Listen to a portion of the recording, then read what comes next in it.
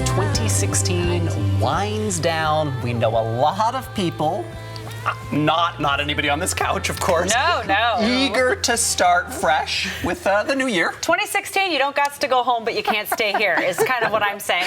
Well, life coach Amber Rochelle is back with some advice on how we can tackle 2017 in a positive way. And it's very exciting. Thank you for staying with us. We kind of pinned you down last time. So what is the number one piece of advice you can share with us about as we face a new year for holding on? Yes. So my number one piece of advice would be to focus not so much on what you want to do in the new year, that can come later, but to think about how you want to feel. So connect to your core desired feelings.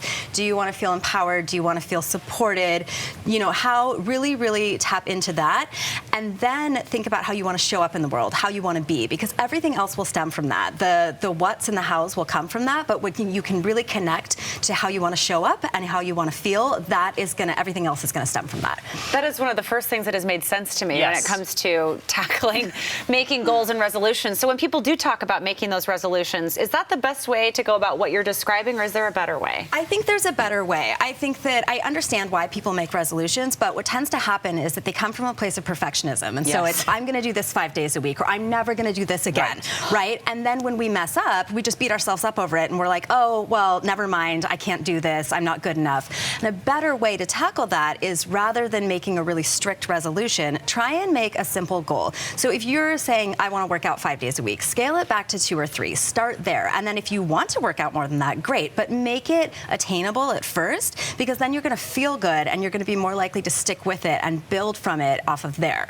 I love that, because then if my goal is 2 days of workout and I work out 3, I'm like, look at me, I am a pro. Versus if I say 5 and I only do 4, and then I'm like, sad panda. Exactly. And you want to stay in that place of feeling good, because that's what's going to really keep you motivated, rather than beating yourself up for, oh, I failed.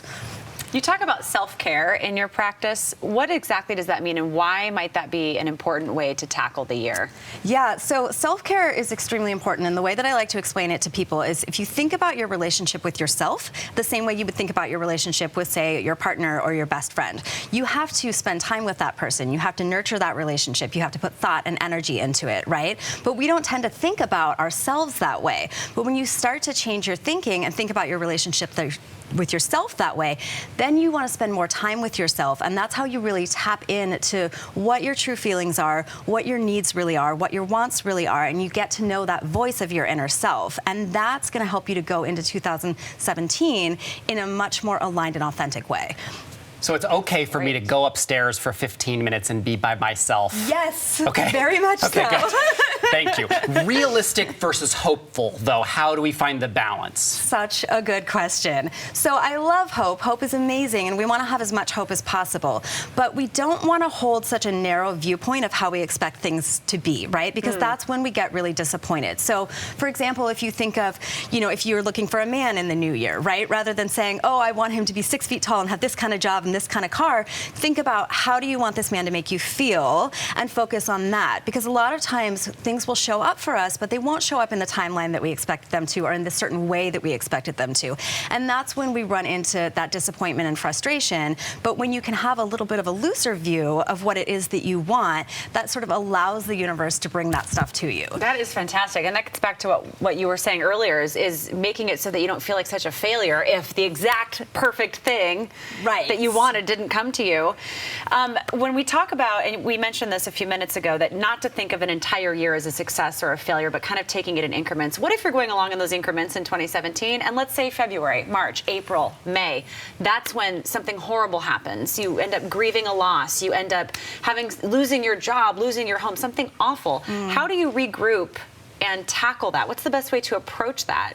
Yeah, well, so it's like we were talking about earlier, about really giving yourself the space to grieve, right? And the space to really feel those feelings, and to ask for the support that you need. I think that we have a tendency to try and push past things really quickly, because we want to be able to move on. But we don't always give ourselves the room and the time to properly grieve things, or to properly feel those feelings. So that's really, really important. And then once you feel like you have given it that space and time that those feelings deserve, then get really present and find the gratitude that you do have in your life and try and stay in that present moment. One of the things we've done over the last couple of months on this show is really try to focus on kindness and ways that we can find kindness or add kindness or celebrate kindness.